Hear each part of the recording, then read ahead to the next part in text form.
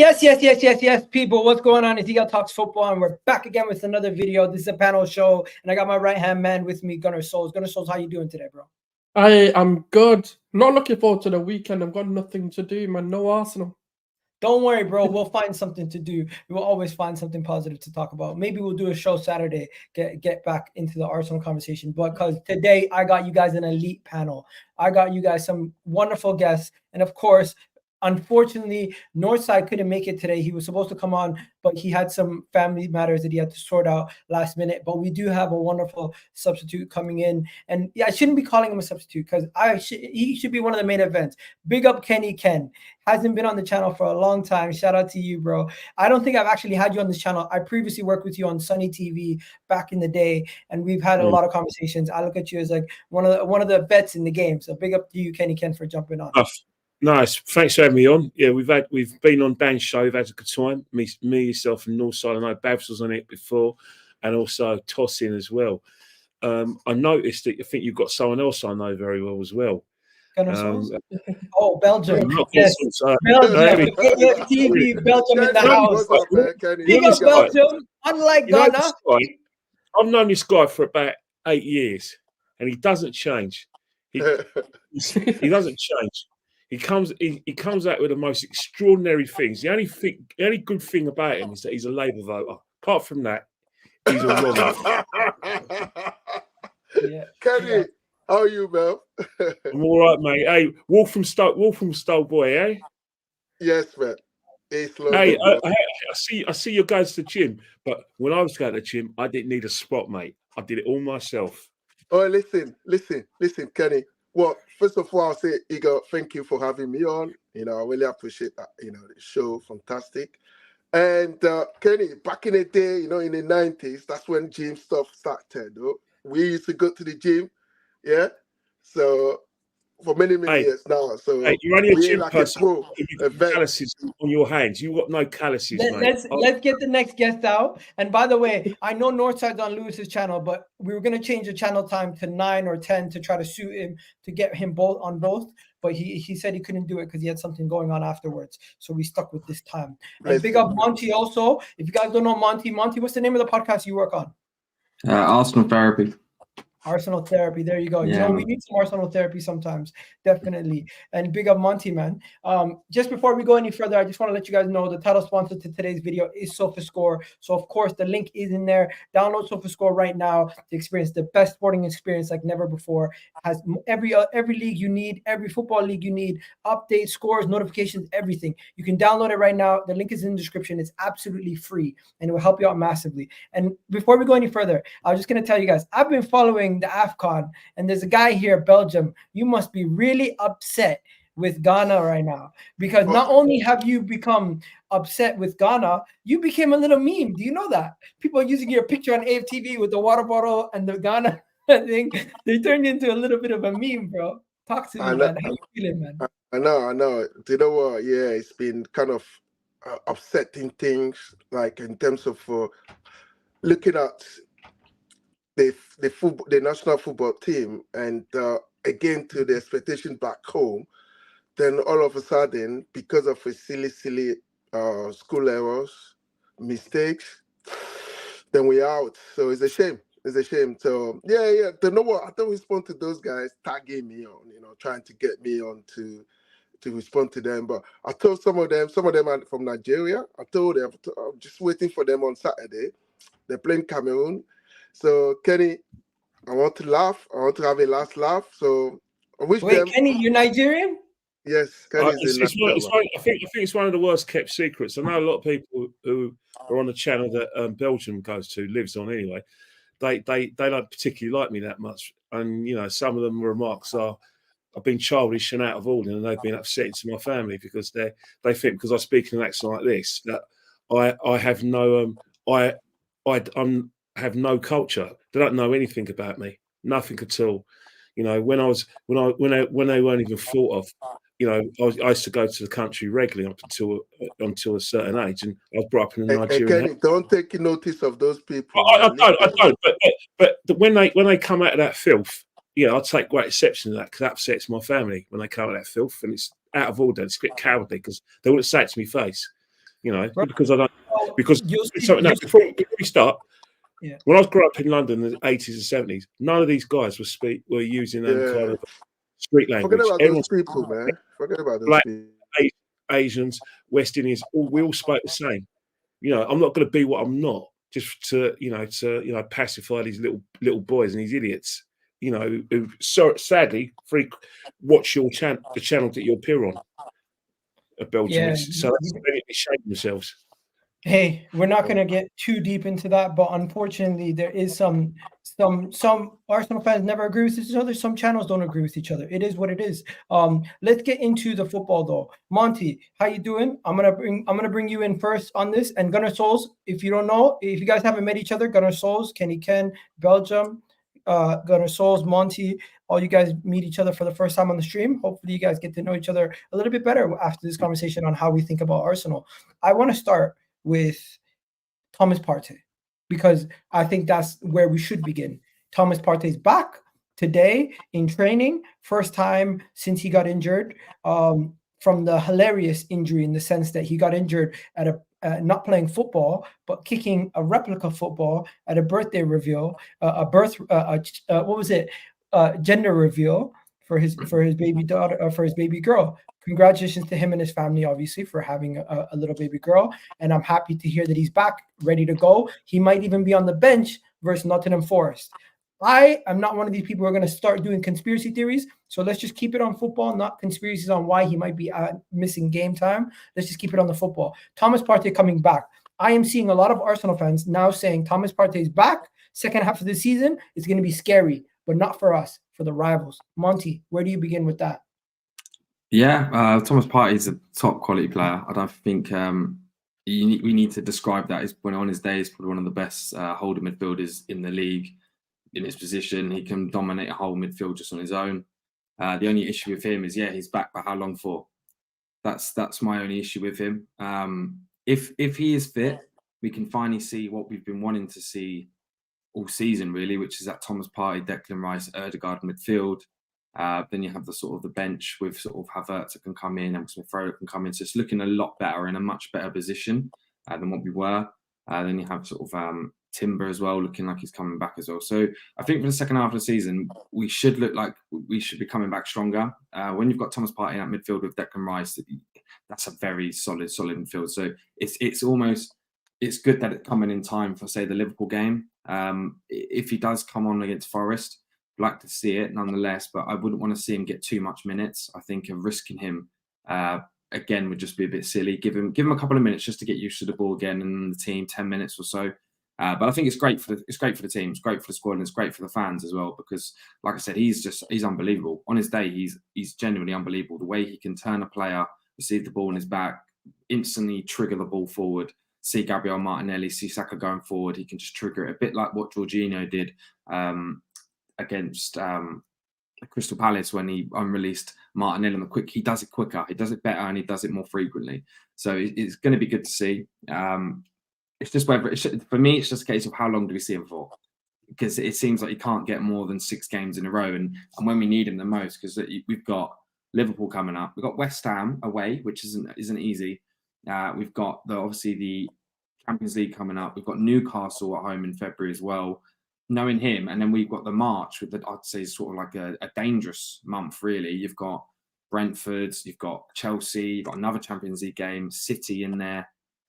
Will he be available? That's the question. These are the games that we need him the most for. So I don't think we should maybe have him starting every single game, because we've shown that we can still win games without him. But having him in every single game might be a bit too much for him. So I just want to ease him in.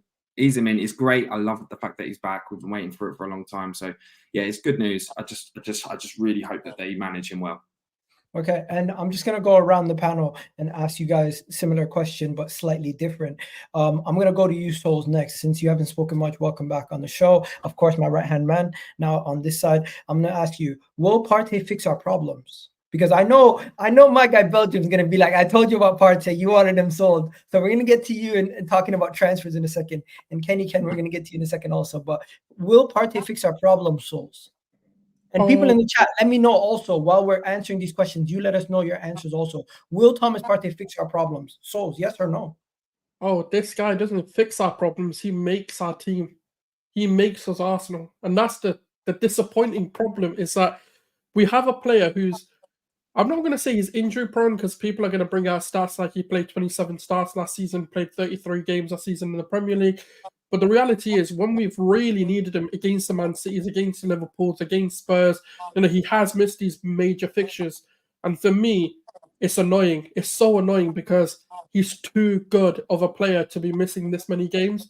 And as soon as he comes back, not only will you see Arsenal of last season, you'll see Arsenal transform completely, because his way of playing and his preservation, his ability to pass the ball is exactly what we're missing. Don't get it twisted. Declan Rice is a superb player, but he has limitations. There's certain things that Partey can do that Declan Rice simply cannot do. And that's the range of passes. That's his line-breaking passes to find the likes of Odegaard, to find the likes of Xhaka in goal-scoring opportunities, or in opportunities where more things can happen. It means Odegaard doesn't have to drop the line. It means he doesn't have to be a deep-line playmaker. It means he can come forward and do what he's done best, which is link up with Saka, link up with Ben White, or whoever's on the right-hand side. It means Xhaka, for example, if it is Declan Rice playing on the left-hand side, it allows that player to go more forward and actually support in the attacking sense. So it unlocks so many different dimensions, so many different problems for the opposition to deal with. Because if you need a solid 6, drop Declan Rice and bring Partey forward. If you need someone who's going to be a bit more expansive with their play and evade press, you swap the two. And that's how much of a problem it can be. If the minute an opposition finds out that, okay, this is how you stop Partey, you change the role, because they're so flexible between each other that you can actually just keep swapping the 6s and the 8s. And that's, for me, what it's going to unlock. And also the ability to just go from defense to attack within a moment's notice. And that brings in so many different dynamics. Also, you don't get what happened when Jorginho came on against Spurs. Those little mistakes, lapses of concentration. He's a lot better in those situations. He receives the ball better. It allows you to play out the back with high risk, high reward football. So the only thing is, right, it's just annoying that he's missing so much, because I think we obliterate the league this season if Partey was fit. That's a bold claim. I'm gonna bring it to you. I'm gonna let Belgium finish up on this. I'm gonna bring it to you, Kenny Ken. Do you think we obliterate the league if Thomas Partey has been fit for the entire season? We'll be a better side for Thomas Partey. I've said it for the last 2 years. Thomas Partey is our team. And I think the sooner, Saul's, put it perfectly. You have to look at last season. How much, if you look at the title challenge, majority of that was down to having Thomas Partey in the team. I know a lot of people get the credit because they got the goals, Martinelli, Odegaard, and obviously, Saka. But without Thomas Partey, Sol's had it perfect. Took the words right out of my mouth. Odegaard doesn't have to play deep when Thomas Partey's in the team. Odegaard can now have a better relationship with, get close to Saka in attacking areas where he can hurt the opposition, play those little pockets. If you talk about the Tottenham game when Jorginho played, Jorginho was easy to press, because Ange ball isn't just about like I said, attacking football. It's about inverted play, but starting to press, not just from a defensive perspective, from an opposition perspective, where you win the ball high up pressing and then you start attacks. A lot of those attacks started with Jorginho. I know teams last season were pressing Thomas, to a certain extent, because they saw him as our strongest link. So they stopped Thomas Partey, in the business end of the season. And that's how we found as well. It wasn't just, the mistakes we were making at the back where we were shipping goals. It was that as well.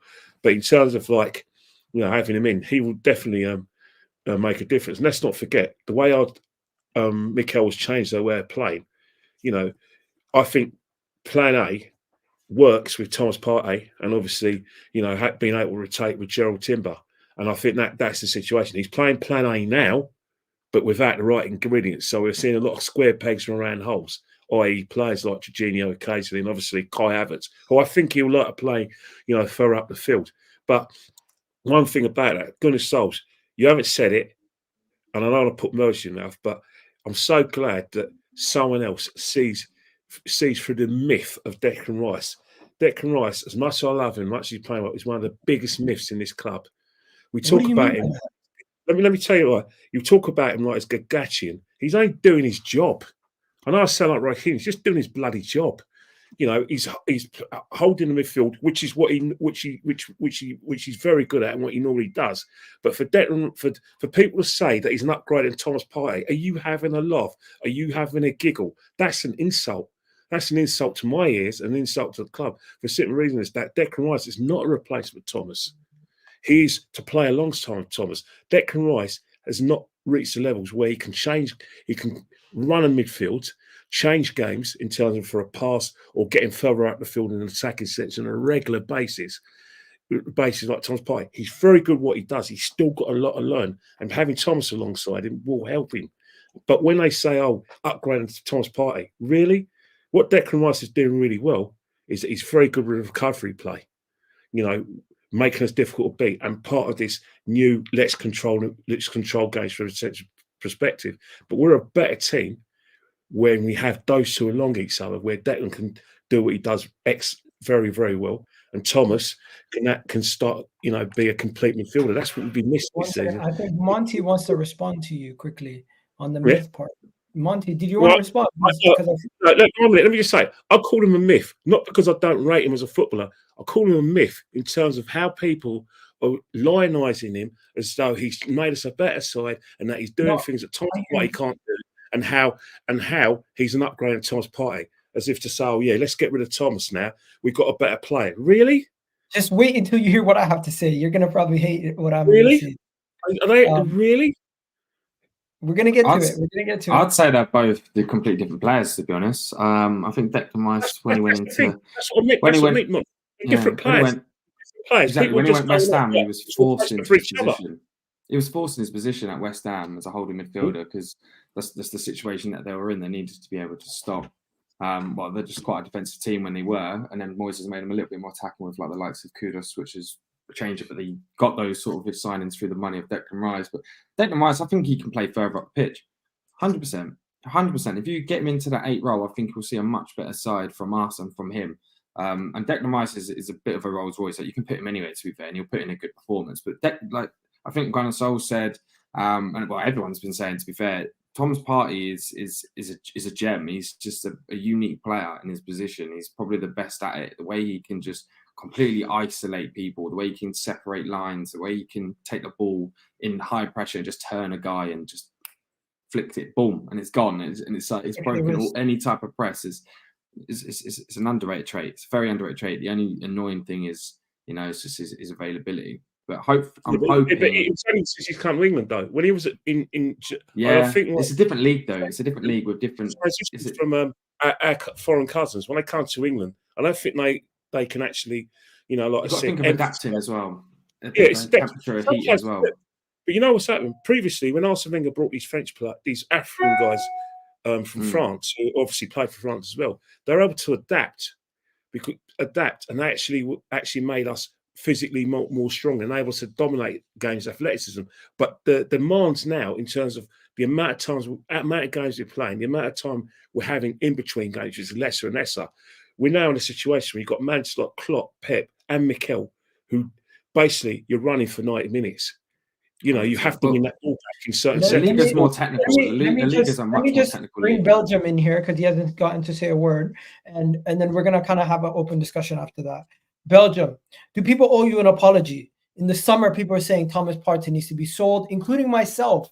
I said on numerous occasions, Thomas Partey is not reliable. He's constantly injured. And of course, people, don't forget to hit the like button on the video. We have 110 of you guys in this video right now. Hit that like button, all of you guys. It helps out the channel massively. And of course, don't forget to check out the link in the description for the title sponsor. But before we go any further, do hit that like button. Belgium, I'll leave it to you. Declan Rice came in, you told people we still need Thomas Partey. He's so important. He got injured. People wanted to sell him in January. You said we can't sell him. He's too important. We need him. Now that he's back, what do you think is going to happen?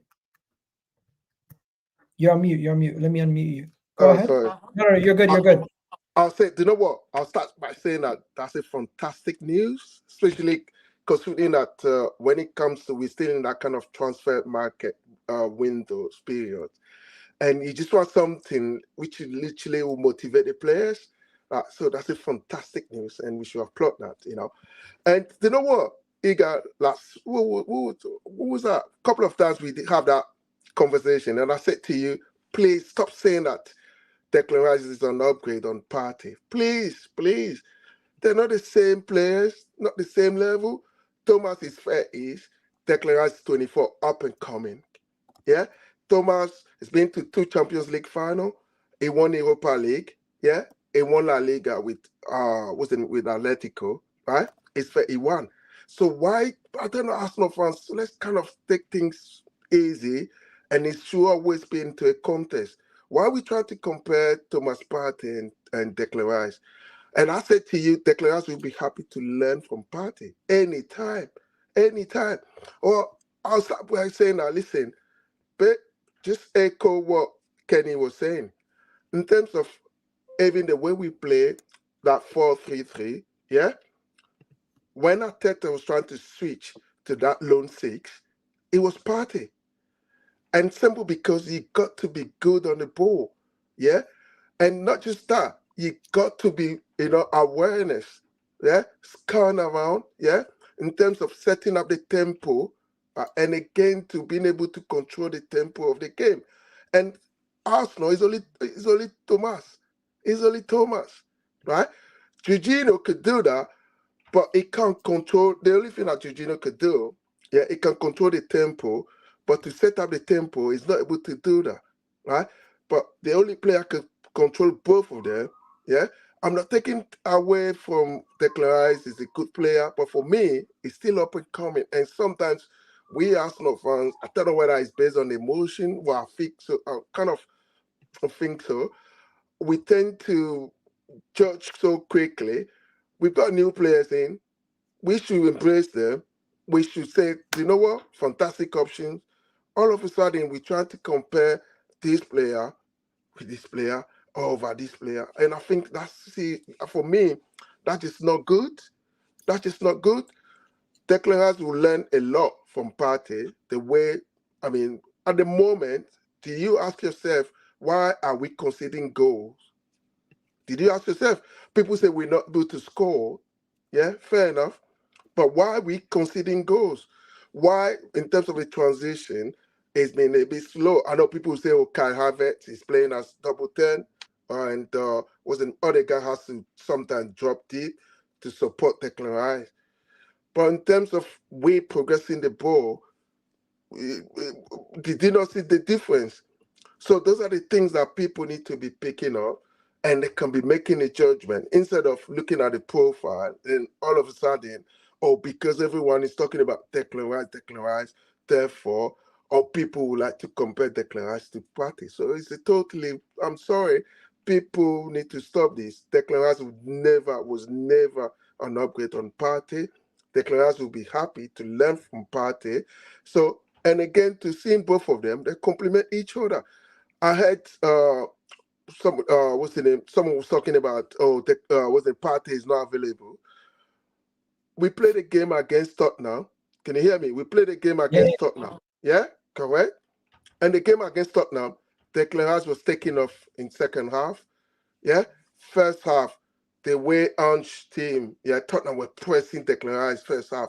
I was there. He couldn't move. It was when Jorginho was introduced. Forget about the mistake he made, right? It was when he was introduced that we managed to start putting passes together. Declan Rice was there. We weren't able to do that, right? People say, Partey goes off injured. Hey, he's a human being, and he didn't pick up those injuries at home, though. He picked them up while playing for the team. We saw it again last week with Declan Rice. He has to go off because he picked up a little bit of knock. This season, how many games has he played for Arsenal? Every game. He's been off. Yeah, no. What many games? Partey played many games last season.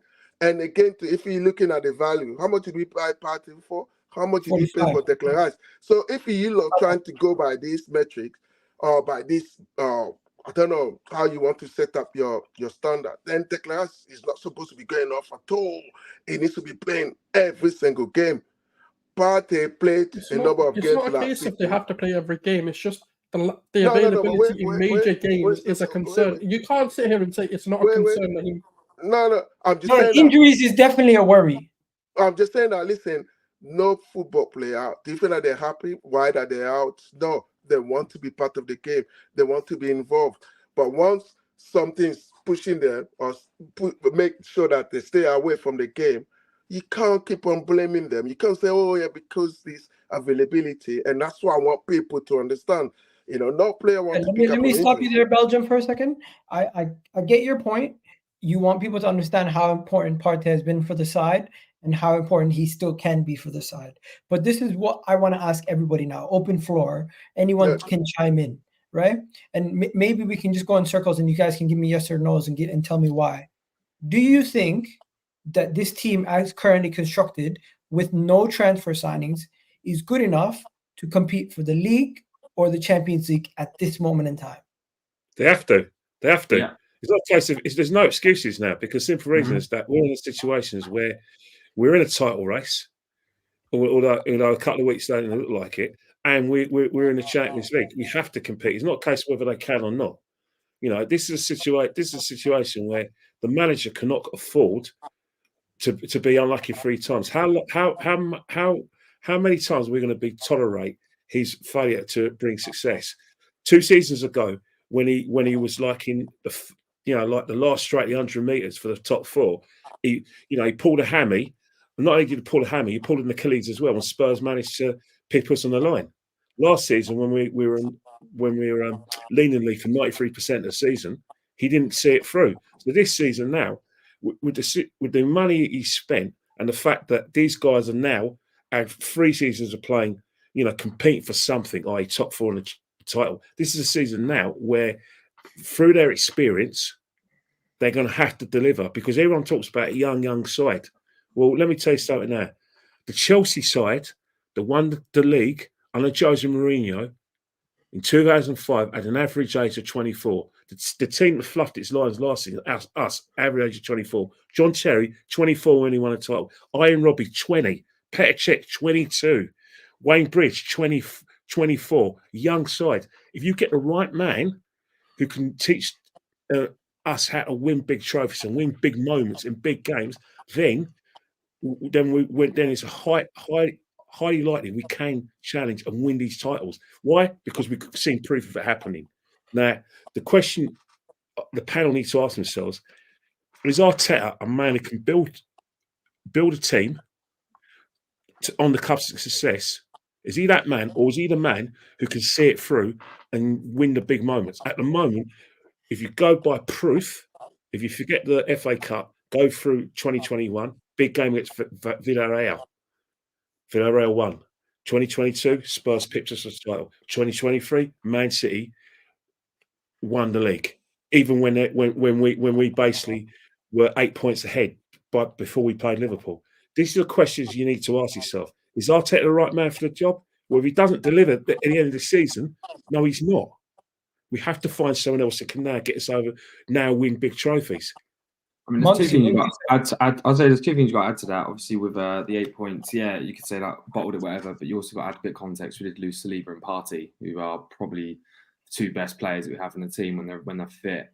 Now we've sort of alleviated those holes. Got Rice in there as well, who can cover. But again, previous question is Declan Rice an upgrade on Partey? I don't think that's really the question that needs to be had because I see Rice moving into that 8, so it's not really a replacement. It's more an addition, and you get a better relationship. The team, though, 100% is good enough. And if you don't believe it, rival fans can laugh about it. Respectfully, don't give a fuck. So it's about what we can do, and our squad is good enough to do it. If you just watch the football, we're good enough to do it. It's not a case of, so for instance, the Liverpool game, we lost 2-0, right? We lost 2-0, and that's because Diego Jota just doing his usual, coming on and changing the game for them. But if you actually look at the game, the football-wise, it wasn't like, it's not like a meltdown where we're looking at it and we couldn't make any chances. We couldn't do anything. It's purely a mental block and we weren't converting. That was it. And it's not like people were saying, "Oh, Arteta's tactics are wrong." It's not because tactics aren't wrong, because we had over 20 shots in that game. We had opportunities to score, we just didn't score them. But if it was a case of at home, we only had 2 shots and Liverpool outshot us and played way better than us, and this is a different conversation. But on a football in turn basis, we are by far good enough to win the league. I mean, we literally beat City. If we're going to win the league, though, there's 3 things that we have to do. We have to beat Spurs, we have to beat City at the Etihad, and we have to beat Liverpool at the Emirates. If we do those 3 things, absolutely. When it comes to Champions League, I mean, when it comes to Champions League, we have confidence we can do all 3? All 3, probably not. That's a bit audacious. But when it comes, and we're only in 2, by the way, so we won't be 3. We're only in the Champions League and Premier League. But if we go on the Champions League, yeah, we haven't got the history per se, but City didn't have the history either, but yet they won it. So on a footballing basis, we can do it. And when it came to the previous round, I mean, I was one of the only Arsenal fans, I think, who didn't want to get a crap team. Personally, I wanted PSG. I wanted us to get I didn't want Inter. I didn't want Inter. Oh, mate, I would have taken any of them. What I don't want is don't want to play Inter. Mate, you don't want to play Inter, man. Trust me, I'll take them. I'll take them. I'm not joking, because what I don't want is you to get to the end of the season with, oh, well, you've had an easy run. Bollocks to it. At the end of the day, if you're going to win the cup, you have to beat the best. I don't give a shit what run we have. If we get to the final, we're winning it. But the thing is, this is what I'm saying. If you have like the PSGs and like the more difficult teams early, it gives you confidence. If you have like easy runs and then you actually play like a Real Madrid in the semi-final, that's when it gets a bit tricky, because you're going to be like, well, we've had a bit of an easy run here. Man said beat City at the Etihad. Don't worry about it. Yeah, of course we did. Yeah, hold that. It's just got to happen. It's just facts. You can pick it out as much as you want, but that is a fact. If we are going to win the league, that is what we have to do. It's just simple. Fair enough. And when it comes on the footballing basis, I mean, let me come back to you in a second. Let me just go to Souls. Souls, what do you think, man? You think we kind of threw away the league and we can only focus on the Champions League? Because that's what I'm hearing from people online. No, I mean, look, fans can talk. I just want those players to believe in their hearts that this is still on. I want a manager to drop his ego, drop his stubbornness, and do what's right for the team. Make the right calls. You're seeing a player not perform, take him off. It's as simple as that. This is the moment, that can truly define Arteta. This is the moment that can make a lot of people become believers. And that's what I want. I do want people to turn around and go, do you know what? He did the right things. Yes, we took it cautiously at the start of the season. Second half of the season, he fixed up the things. They went to Dubai, had a good time that they didn't deserve, by the way. And a lot of fans were like, you know what, cool, the human beings, let them enjoy their time. But when they come back, the pressure's on even more, because you can't go enjoy your lives in the middle of a crisis season and then not perform. They came back, first game, cool, 5-0. As you know, I've stepped back and said, you know what, they won 5-0. Even I was telling you, you're being too negative. Yeah, I said, I ain't got no complaints. Do that against Nottingham Forest there. Do that against West Ham. I'm not saying beat them 5-0, but beat West Ham, then go beat Liverpool, and let's get a run together. Because we're still on with 5 points. It's only 5 points. That 5 points can turn in an instance. We had an 8-point gap against City, and they turned it around.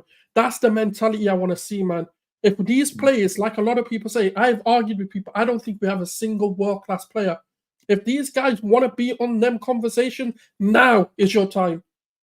I don't care what the fans have to say. I don't care what Emirates has to say. Arteta and those players, you have a responsibility to us as a fan base who have backed you for 3 to 4 seasons, that put our necks on the line for you guys and said, we trust the process. Now, like I said, it's do you trust it? Do you trust your 25-man squad? Do you trust your players that you've signed? That's the question. Forget if we can do it. Let's see them do it. Yeah, can I just add something as well onto that? I think as well, you highlight the key point, and it's like, if you could look at, I don't know, a club like Spurs, the reason they've never won anything is because you ask a fan, they don't genuinely believe they're going to. If you want to win a trophy, you have to genuinely believe it. You have to manifest it. The squad have to believe it. That's what comes from them. That's where the belief comes. It comes from your manager. They instill that into you, and the players, they're good enough. They're simply good enough. We don't need a magical transfer to do it. The players are good enough to do it. When on their day, we've seen them do it. They can play anyone off the park. It's just whether they take their chances.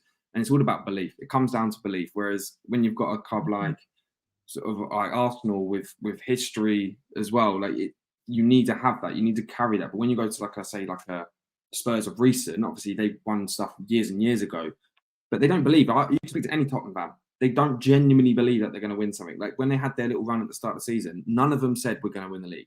They all said, let's watch, let's wait. Whereas us last season, we have that generally bit of swagger, yeah, we didn't convert, but we still had that belief nonetheless. So that's why we went so deep in the run. And Liverpool fans obviously saying the injuries. Go on. Liverpool fans are saying the same thing as well. If you speak to any Liverpool fans this season, and you speak to any like Liverpool experts, like Jamie Haller, people like Jason McAteer, they very much see this season as a transitional season because of the fact that he's had to rip up his midfield. Yeah, he's rip up his midfield. So their expectations is probably top 3, top 4. But the situation, if you look at Liverpool, they haven't even clicked, right? The thing about Liverpool is dangerous. I think they haven't even played their best football all season, yet they're still winning. They are still winning. So they're still getting points, right? So they can become dangerous. Well, do you not say that about us as well? Because right now, I have not seen us nearly at the level I've seen like Jesus, Saka, Martinelli have not fired this season at all. I know people are going to bring GA over, but our attack has been shocking. And even Eddie Nketiah, someone who, doesn't really score a lot of goals, but he still hasn't had his big moments yet. Those the Chelsea. Eddie is what you need. Is One second, let me bring Belgium in, guys. Belgium hasn't said anything. Belgium, what do you think about the whole squad rotation and everything that we're talking about? Do you know what? It's so interesting, mate, listening to, various points, and everyone's making a point, though. But I tell you what, first of all, let me say to the Arsenal fans, don't let people, the media, so-called pundit, trying to tell you that, listen, Arsenal, we're not part of that conversation. Arsenal, we big club, massive club. And I tell you what, every season out, we got to be part of that conversation. And as a coach, if you come to coach Arsenal and you can't put that one to your mind, then you kind of start looking for another club. Or if you want to support Arsenal, you can't believe that, listen, we've got players, we've got a coach, we've got a structure that, listen, can do something good, then please, I also suggest that you should start looking for another club, man. Arsenal, please, guys, believe in that. We can do it. We can do it. These boys, listen, as somebody said last season, I remember I came out and I said I said it that Arsenal were going to win the league last season. And I knew, do you know what? I saw how many people, in fact, people were tagging me and saying, oh, he's talking rubbish. Then all of a sudden, everyone starts supporting, buying into what I said. I'm there thinking, hang on a minute, you didn't even ask me why I said that. The reason why I said that. And, it's like, obviously, people were interested. They were asking me. And then obviously, I did say to them, well, it's based on the transfer windows. It's based on certain things I saw. And that made me to believe that Arsenal were going to win the league. But it didn't happen. Yeah. So this season, we will do it. 5 points. Why not? Liverpool in the beginning of the season, people were saying, oh, Liverpool, they'll finish 4th. They might not finish it. They might not finish. Bye. Football is not mathematics. And I'll say that again, and I'll keep on repeating it, right? Sometimes you can play a game and it go in your way. Sometimes the game will go against you, right? And you drop in points. So football, guys, is not mathematics, yeah?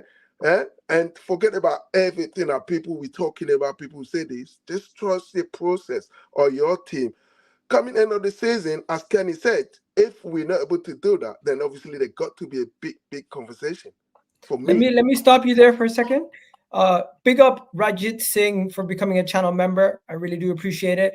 You guys can become channel members. Link is in the description. And of course, if you want to support the channel another way, you can just leave a comment, like the video, and also download the SOFASCORE app. It helps out massively. Use the link in the description, of course, to download it, and it helps out the channel massively. SOFASCORE is probably one of the best football apps out there, so go check it out. And just to bring it back, you said you trust the process. Do you guys trust the club with this January transfer situation?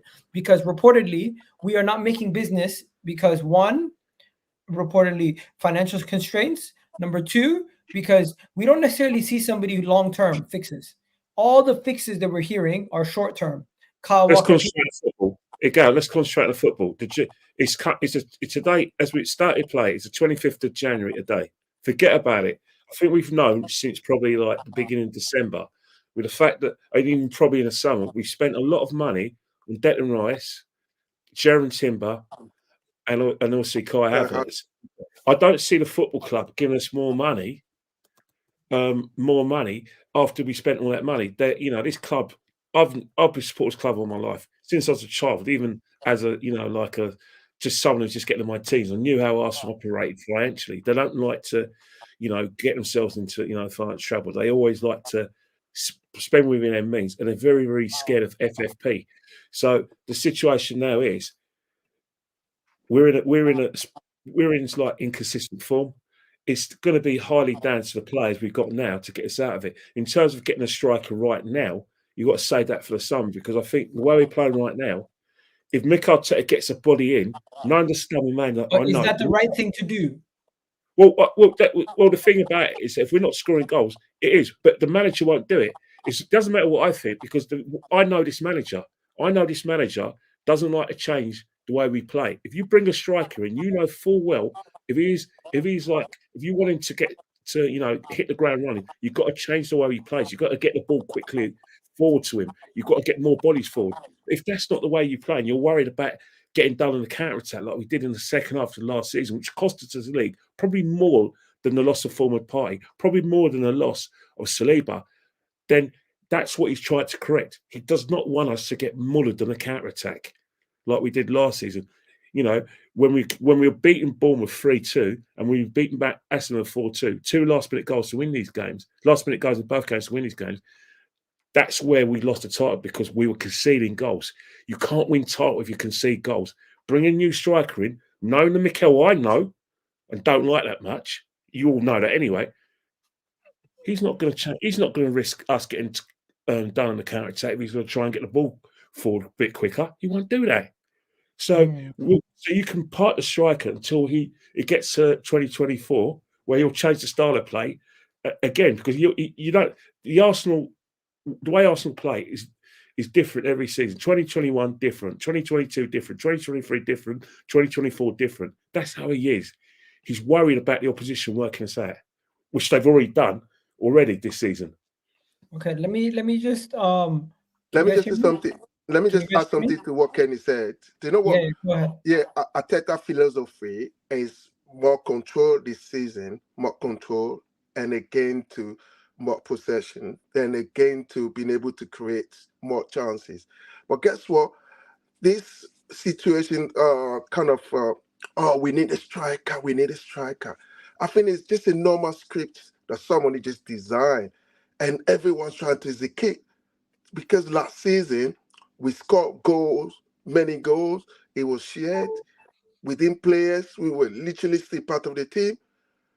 We didn't really talk much about, we need a striker, we need a striker. And as Kenny was saying, the way we play, that quick movement, pacey, as a striker, you come in, you struggle. And I said it to you on your show last week. I said, unless we get a transformational player, right? And to get a transformational player in this window transfer, first of all, where is he? And again, it will cost us money, fortunes, right? Coming to the team. And again, you got to create a structure for that transformational player to settle in. And right now, where's the time? We're talking about winning the league, and either the league or the Champions League. Where's the time? So I think that street of everyone, we need a striker, we need a striker. For me, I don't really subscribe to that. Trust me, summertime, that's when most established clubs, they do their business, right? And well, obviously, we don't know what's going to happen coming to the end of this, with the end of this month. We might get a player to complement the squad, like a Trossard type. And I said it last week. Possibly, there's a possibility that we could get that. But apart from that, I don't see Arsenal going into trying to get Ivan Toney. People were shouting for, or Osimhen, people were shouting for. I don't see Arsenal doing that right now. So we got to deal with what we've got. And these boys, I believe in these boys. And I believe that they're hungry and they want to do well for the club. And they want to do well for we, the fans. So, yes. Okay. So is there even a point of discussing Kyle Walker-Peters? Because this would be the cheap options. Is there a point of discussing Benzema? Is there a point of discussing these potential short-term fixes? Because from what you guys are saying, you're basically saying, if you're not going to bring me game changers, don't even bring them. Figure it out. Short-term fixes equal long-term problems. Let me put it that way. Have we not learned from post-Wenger, bringing in Lichtsteiner, Mustafi, Socrates. Short-term problems lead to short-term fixes lead to long-term problems. That's facts. And Benzema wouldn't come for cheap. So then why doesn't Our Arteta use the isn't academy? good enough. You know what? Because Actually, Arteta's just a bit naive. I think. No. He's Actually, a bit naive. He's a bit. I'm going to stop you guys there. Is their academy even that good? Yeah. Keep it real. 100%. Miles is No. Maybe the 16-year-olds, but that age gap between Emil Smith-Rowe and the 16-year-olds coming up, it doesn't seem I would to only be say much in Charlie there. Coutinho. Yeah, but Charlie Coutinho's never going to get a chance. No, Yeah, Charles Segbe. They've got this boy from Ghana. There's a Charles Segbe. He's good. But he's I've watched him 16. play before. On that, He's though, 16. and I said Well, this you on got the to introduce them. You weeks got ago. to believe You're them. not, one second. You're not going to bring a 16-year-old when you have a 23-year-old on the bench. You're not playing. All I say is weeks ago, right? On when I asked for it, we spoke about this. And it was when we came out the FA Cup. And Klopp, look at the FA Cup team that Liverpool played. They put on youth players, right? Now, these are the games, and Arsene Wenger, I can't remember the exact quote, but it's along the lines of to develop youth, it's not about winning. It's about giving them the belief and the confidence that they can play. These are the competitions, the League Cups, the FA Cups, and we're still playing full 11s. That makes no sense. Like, these are the opportunities that you need to give your young players, because one, that they you've got to win trophies, though. The game's not about top four; it's about winning trophies. You say about giving young people a chance. We did that with. The thing is, it's long term. It's long Well, term. Ethan Ranieri is an absolute baller. Like, this guy will be a top player, right? I'm just telling you fact. He will be a top player. Big games. He will go somewhere else. He will go somewhere else. He'll play. He'll go to Dortmund. Just give us a chance. No, but I'm saying, look at Liverpool, right? They beat us, and yet they played 11, and yet they're still on track to win the trophy. Off the bench. They came to the bench. He still had an experience. Okay, but we had a bench, and we still never used it. We still never used it. Would you rather play Roy Walters or play KVR out of position? But the thing is, right? When you've got youth, right, they're unpredictable, right? Yes, so on paper we've got our 11, but when you give the confidence to a young player that they can start at the Emirates, right? In front of their home crowd in a cup competition, they will probably play out their skin. They'll give you a performance you didn't expect. Now, they might not, and Arsene Wenger would live and die by that. But in that opportunity they do, you then have a brand new player, and then because they're now on the big stage and everyone's watching, you can sell them. You can gain money, and we wouldn't be broke in January.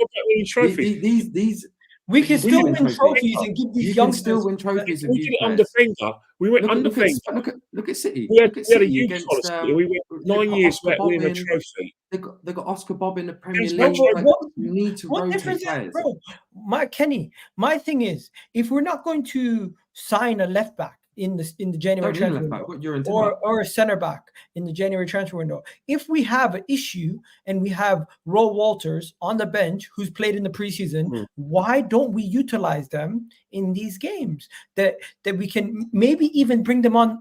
We're up how many versus Crystal Palace?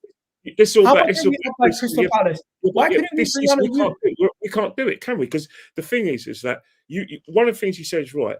But why? I don't agree with what you're saying in terms of like giving them a chance in the FA Cup and the League Cup, because I want to win this competition. They're major silverware. But I do understand where you're coming from, because traditionally the FA Cup and the League Cup is been an area where you can blood these youngsters. But when you're talking about it right now, going through the league and the Champions League, it's where he's not going to blood the youngsters.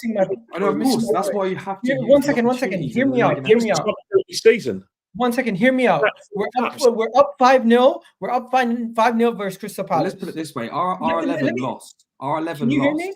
So you could have got the youth in there. Let me land. You're up 5-0 versus Crystal Palace. You're bringing on KVR in the 81st minute.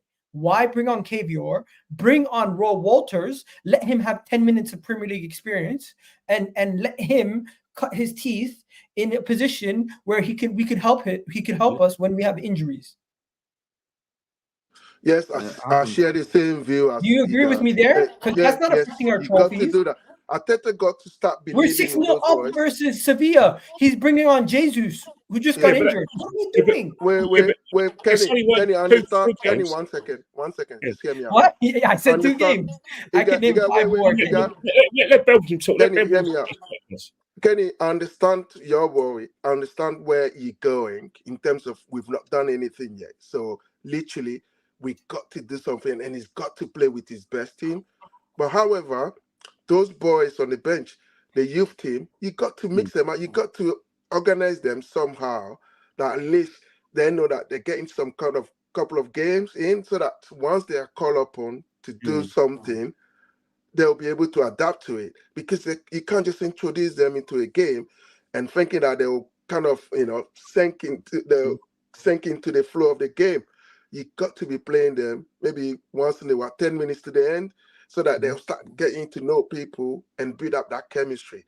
And I think eager narrative or ideas is fantastic. And Arteta got to redefine his strategy. For me, though, he's got to allow these boys to be playing 10 minutes, 20 minutes. Games. Yeah, but what did that say to Smith Rowe, though? Smith Rowe can't get a game.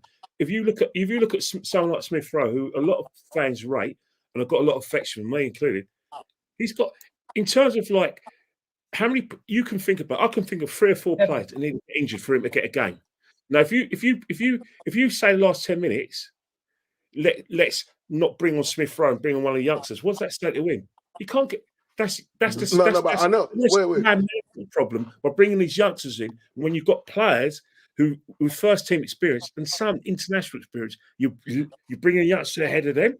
Do you want to revolt? You have to bring him in on the cups. Like the league is the league. The league is always competitive no matter what. No, even I just think there's a waste opportunity because like people can say, oh, but you won't win cups. But the fact is, we got knocked out the cups with our full 11 and our senior players. So what would have been the issue? No matter if we played them or not, we were going to lose, right? So I'm really saying, guys. Do you know where? Can I say something quickly? Hear me out. Yeah. Do you know where Arteta, the game against Liverpool, do you know where it kind of pushed me off a little bit? Was the fact that Kai Havertz, we were playing with that 2 number 10s, and other guy has to drop because he's mobile. But the thing is that when he ended up taking, he introduced Nketiah, and he took off Jorginho, then he asked Kai Havertz to drop. And I'm there thinking, what are you doing? They should have played them both next to each other personally. I'm there thinking, what are you doing? Why don't you ask Smith Rowe to come in? Why don't you introduce? So the coach has got to change his mind, his way he's doing stuff, because we've got to win this season. I'm still feeling the pain of last season. I can't go through that again. Guys, this is the problem. The pain of not winning can start breeding a losing mentality. Do you think we have a losing mentality at Arsenal Souls? What do you think? No. I mean, it's a tough one to answer because at the moment we're not winning. So what is it? It's, there is something clearly not quite right. That's not. What's that? Is it a mentality issue, or do you just think it's just a fake statement? I think it's an element of 2 things. We don't really have many winners in the squad, and people who have gone there and done it to actually breed a winning mentality. Yes, we've got a few in terms of Jesus coming over, Zinchenko coming over, but the problem with them 2 is they played a part role in winning those league titles. In some seasons, yes, they might have played a bigger role than others, but as a whole, they were kind of a backup rotation option more than anything. So it's difficult because, yes, they're in that dressing room. Yes, they've been in and around that sort of winning culture, but it's still difficult to kind of breed that, when you've not been there. The only player that we can say that's a bona fide winner is Jorginho, because he was he was the squad, starting 6s for Chelsea, starting 6 for Italy when they won the Euros, etc. So he's probably one that can actually talk from experience how it feels to be in a Champions League final, for example. City signings, they were necessarily not winners per se, but win is a mentality that has to be harnessed from the owners. It has to be from top down. You can look at any business model, whether it's football, but we don't have any of that. Anything, it has to come from the top, and you have to motivate. Okay, let's look at that. Let's look at it. If we look at Stan, they've only just won. They've only just started winning with their other franchises, right? So they're recent winners. When you look at Edu, right, he's a winner as a player, but in terms of being a director, he's never been a winner as a director of football. Vinay, yes, he was at Barcelona, okay, but he's a commercial guy.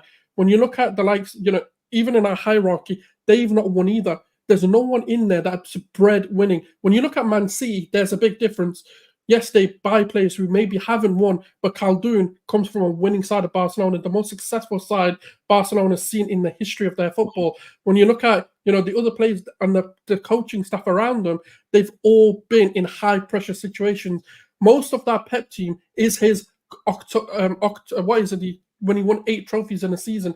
Majority of that coaching staff is the same.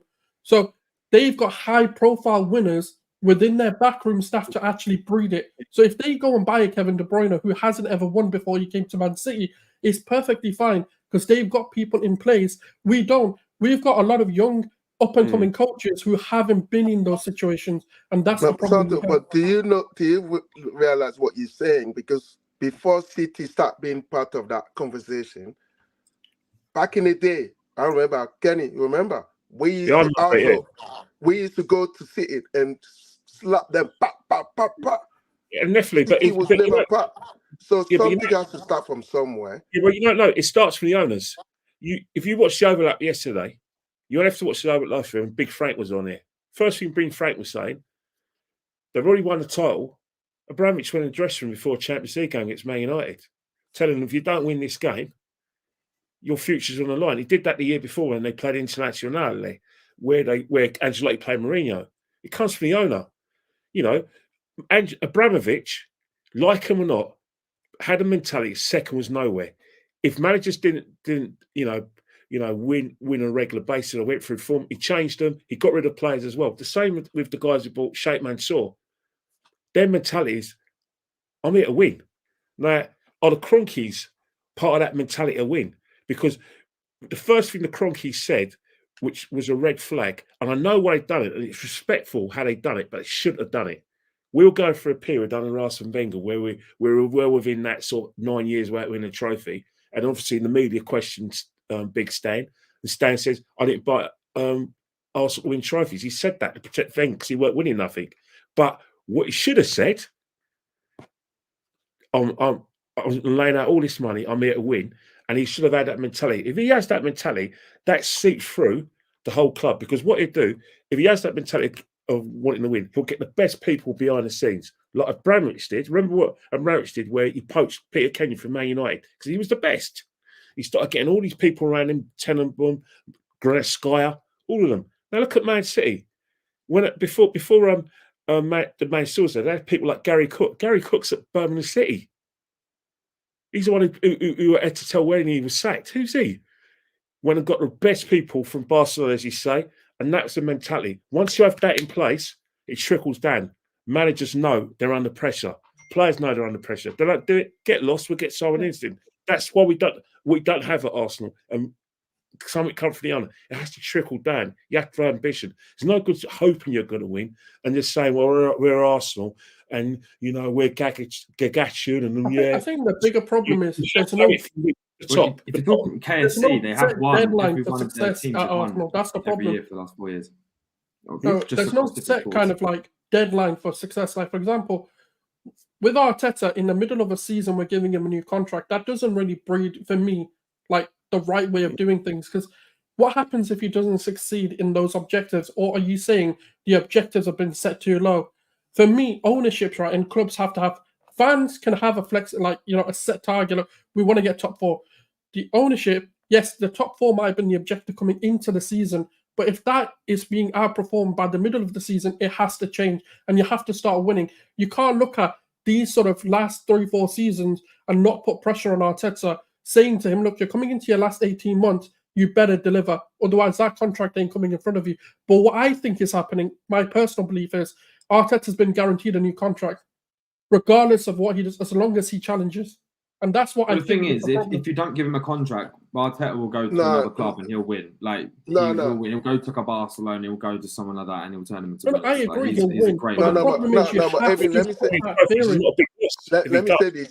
Let me say this. It doesn't mean that he's been given a contract. Therefore, they can stick to that. They can terminate that anytime. We've seen it. Mourinho, he was given a long-term contract. When it comes to the situation to terminate that, they did that. They just pay him off. So I thought for now, giving Arteta a long-term contract, it means that he's staying there forever. No. If you're arguing about Arteta going, who would you replace him? Who would you replace him with? That's the question. It's not even a job before you have a replacement. At the end of the season, if you generally believe that Arsenal can win, like I said, have got the potential to win the big trophies, and you've got a coach who's been there for three or four seasons, full seasons, and he hasn't been able to deliver, but he's taking you close to the season, what you do is you get a big name who's had the experience of winning these trophies. And who then realistically would come? Give me a name. All right, look what happened. Look what happened at Man City when the Man Source built Man City. They got rid of Mark Hughes, got Mancini, won the FA Cup, won the league. Yeah. Ranieri, Mourinho going in the league. It can happen. It's proof that it can happen. It doesn't happen all the time, but at the end of the day, if you want to win, and the man who you've given 4 years to win a trophy, and he hasn't been able to deliver. No, then you he's have to won the trophy. He's won at least an FA Cup. That's the logical step. 2 Community Shields as well. Yeah. So at least he's won something, but he just had the next step. Like I said, he's getting better. Like realistically, they would have had a long-term plan. If you think Arsenal can win the big trophies, you believe we've got a squad, and he can't deliver. When is the cut-off period? Because he hasn't delivered in 21, he didn't live in 22, didn't live in 24. We're gonna give him? Are you saying this is the last season? 30? How long? How long are we going to give him? There got to be a big conversation. There got to be a big conversation. Yeah, there got to be a big conversation if he's not able to deliver. Yeah, correct. Yeah, there got to be a big conversation. Yeah, if he's not able to do that. What was the question? So I was just more asking because, like, for me, I agree with Kenny. Like, there has to be a set point, whether it's this season or next season. People can be genuine with their, like, what is the cutoff? Like, when do we say enough's enough now? Like, you've had more than enough time. You've had enough time to build the squad, money, whatever. Because let's not kid ourselves. He's been fully backed. Yeah. He's got all control of the club. Transfers, who can go out, who's allowed to be sold, come in. All of this is on him solely. So when's the cutoff? When do we say that's it? This season is definitely a review because it depends on what the season is. Like, let's say, for instance, we go to a final of a Champions League, just for argument's sake, and we don't win it against a Real Madrid, which most clubs can't, right? But most clubs don't. And we go, I don't know, a point away from the Premier League. Would you sack him after that? I personally would, but what I would say is obviously now with FFP restricting us, now we're in the Champions League and we have that money coming in for the next season, and then you get the cut off from the previous years. The next season would be nice. But let's say, for instance, we completely flop it, we come 5th in the league, drop out against Porto or the next round, then he's got to go.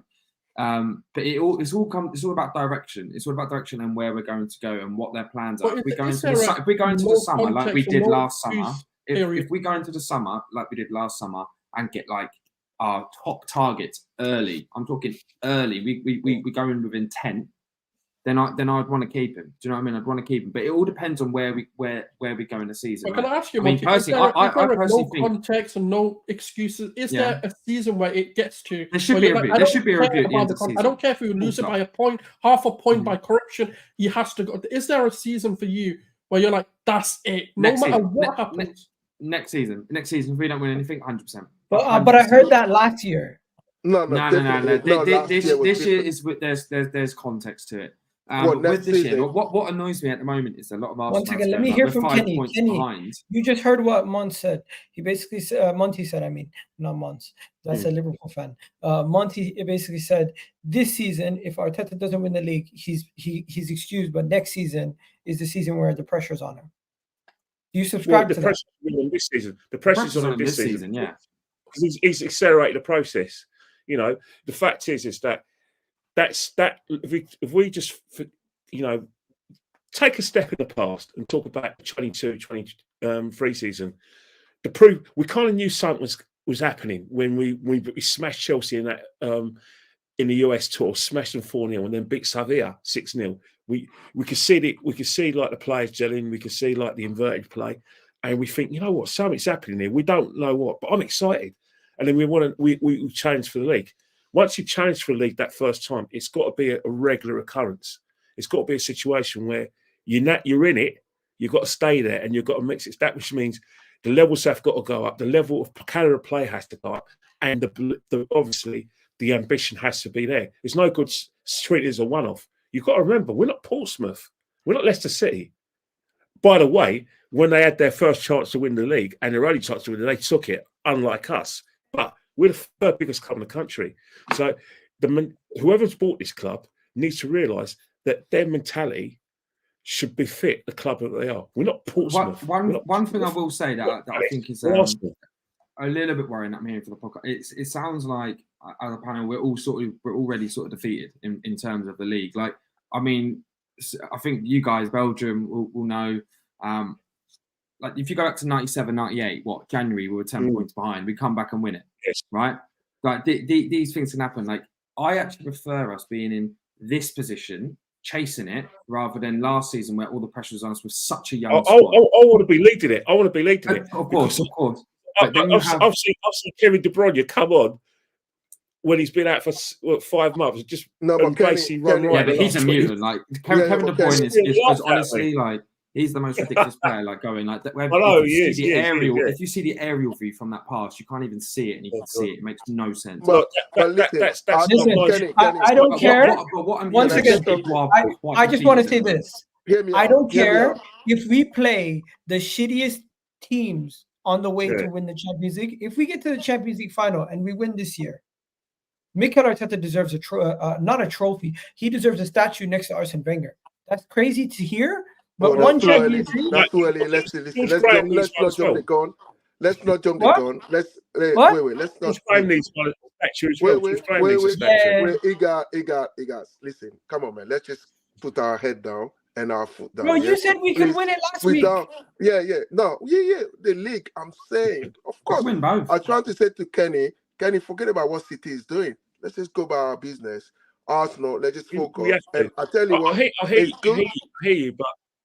Well, we know that the reference club, when it comes to City, right? Reference club. But hey, we can't be saying, oh, City. No. Liverpool too, they're part of the conversation. You can't rule them out. So let's just focus on what we're doing best and carry on with that. And Arteta coming out with a good game plan. And we got to every game now to the end of the season is like a cup game.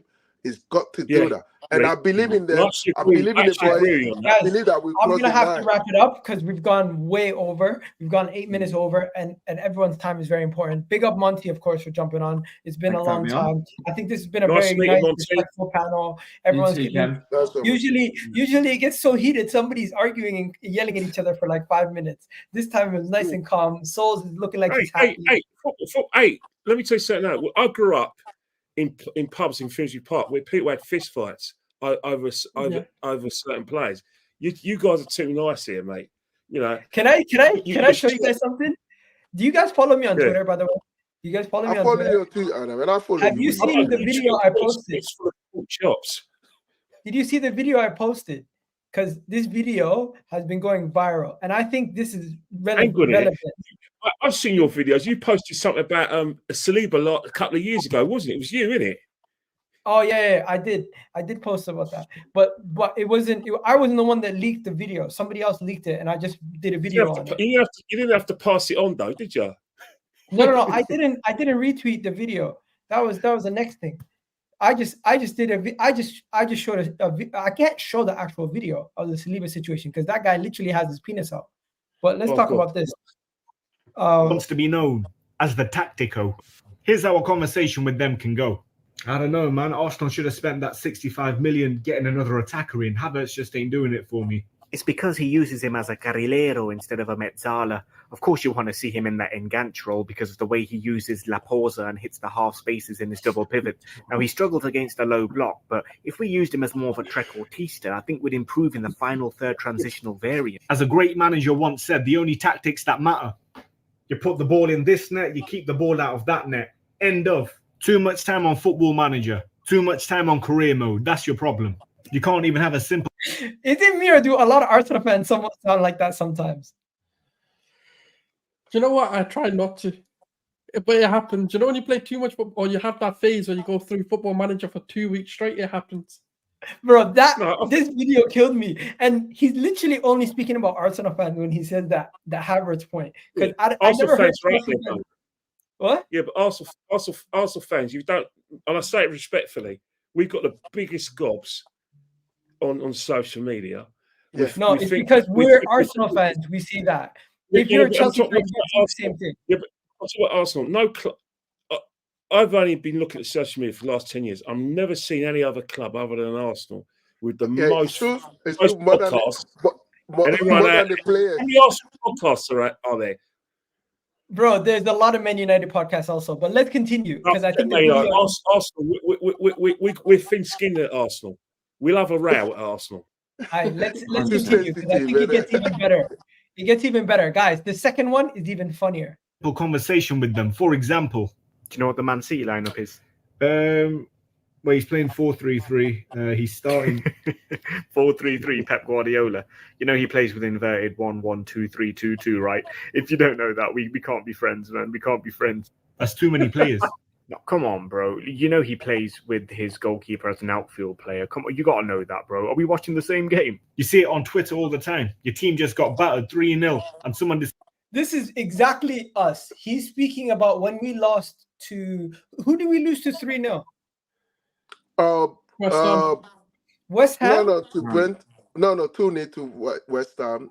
Brentford. Oh, no, Yeah, no. it was a Brighton. 2-0 game to West Ham. Listen to this. We lost 2-0 to West Ham, and this explains exactly what happened on Twitter. decides to put up a thread why transitional control cost us today and why the field tilt is the thing that really matters.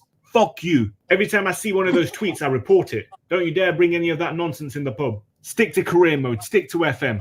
None of that nonsense in here. I'm not going to lie to you guys. We have to react to this. This is not our fan base. Oh, There's definitely a 100%, pocket. man. There's definitely a pocket. 100%.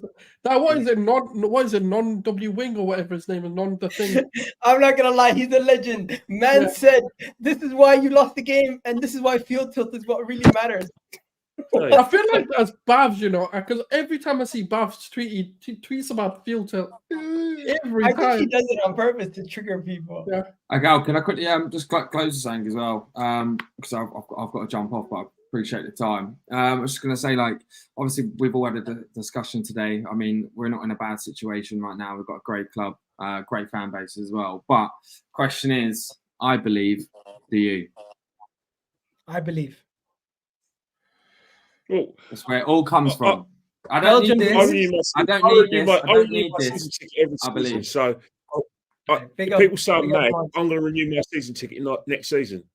I'm renewing it next season and the season afterwards. Belgium, do you believe? I believe. Listen, every time and all the time, I believe, man.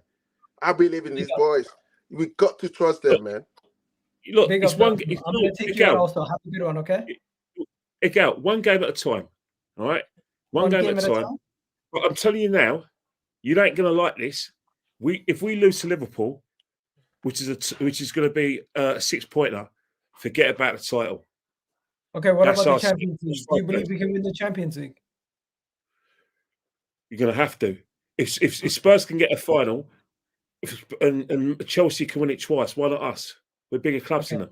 I'll have you on another time. Hopefully, Kenny can have yourself a wonderful day. I appreciate you Nice to giving meet me you. some time. Obviously, no, I know you bloody well, innit? Hey, just think, man. The reason why you want us to get the Champions League final is because Wembley's just around the corner from you. You can't. I mean, you have to get on a train, haven't you? You can get a train from where you are. Wembley, I'll drive down. I'll drive down for that one. Listen, I'm going to be there Champions League first Porto. Hopefully we win. I'll be there Champions League Porto. Hopefully, I'll see you then. I'll see you soon. Bye. Big up Kenny Ken. Big up Belgium. Big up Monty for jumping on. That's been a great stream, guys. Gunner Souls, we're done. I just want to ask you, do you believe, bro? Hey, listen, Man City, Liverpool, Bayern Munich, Real Madrid, all of you, man, yeah, we're coming. We're coming, and we're coming for that Champions League, and we're coming for that Premier League. If we don't believe, why watch the rest of the season? We're coming for you all. Europe is ours, and England is ours. Let's go. Listen, they're going to clip that. Somebody's going to clip that, and they're going to use it as banter, but I dare you. I dare you. Anyways, When we're it out of comes here. through, it's not banter. There you go. It's standards. Anyways, we're out of here, people. You have yourselves a wonderful day. Hopefully, you guys enjoyed this video. Hopefully, you guys hit the like on this video. Hopefully, you guys checked out the title sponsor, SOFASCORE. Of course, the only app you need for football ever. You don't need any other app out there. And let's be honest, guys, we're not really doing much this transfer window. It's a dead transfer window. So don't get your hopes up that we make any major business, do any major business come now until the end of this transfer window. That's just the honest reality. So I gave up on this window. I just think it's going to be a situation where if we do get somebody, it's somebody on loan, and it's going to be extremely underwhelming. That's just the reality of the situation. We don't have to like it. but we don't have to live in cuckoo land. We don't have to live in cuckoo land. You know what I mean? Hey, look, it's done. We've got a fantastic squad. Let's just believe in the lads. Let's just keep going. Let's forget the negativity. Let's try and be positive for the last half of the season. Just root the guys on, and we'll see where it goes, man. And that's it, people. You have yourselves a wonderful day. I'll catch you guys in the next video, and I appreciate everybody watching. I'm out of here.